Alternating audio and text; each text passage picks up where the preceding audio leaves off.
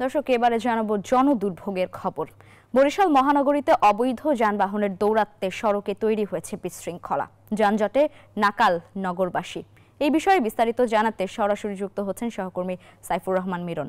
মিরন, অবৈধ যানবাহন বন্ধে বিআরটিএ এবং সিটি কর্পোরেশন কি পদক্ষেপ নিয়েছে?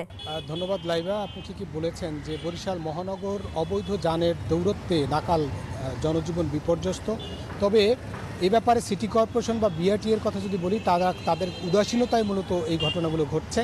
বরিশাল শহরে এই মুহূর্তে যেমনটা আমরা জানতে পেরেছি যে বরিশাল সিটি কর্পোরেশনে মাত্র 2010টি বৈধ লাইসেন্সধারী অটো বা ইজি বাইক রয়েছে, কিন্তু এর বাইরে অন্য একজন মেয়র তিনি 5,000 টোকেন দিয়ে চালাচ্ছেন, মোট এই 7,000, কিন্তু নগরীতে 25,000-এর বেশি অবৈধ যানবাহন চলাচল করছে। ফলে থেকেই লেগে যাচ্ছে জনদুর্ভোগ বা যানজট, এবং এই যানজট নিরসনে সেভাবে কোনো উদ্যোগ না থাকলেও পুলিশ তাদের মতো করে মাঝে মাঝে চেষ্টা করে। যখন আমরা এই যে জায়গাটিতে দাঁড়াচ্ছি, এখানে আমরা ট্রাফিক পুলিশের একটু তৎপরতা দেখছি, কিন্তু অনেক জায়গায় কিন্তু ট্রাফিক পুলিশের নীরবতায়ও এই যানজটের সৃষ্টি হয়, এবং এই জনদুর্ভোগ মোকাবেলা করবার জন্য যেমন কোনো ব্যবস্থা নেই।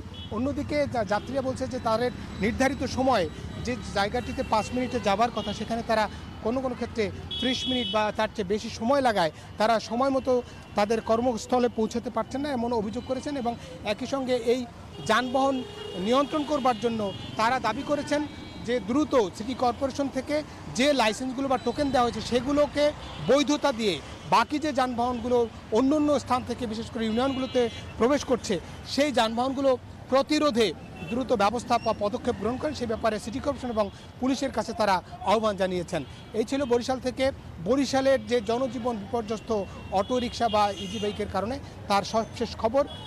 যাচ্ছি স্টুডিওতে লাইবা। মিরন, ধন্যবাদ আপনাকে।